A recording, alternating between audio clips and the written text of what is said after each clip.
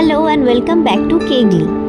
এই ভিডিওটা একটু লং হয়েছে, বাট আমি রিকোয়েস্ট করব please watch patiently till the end. Every detail of this cake has a little story and I would love to share it with you all.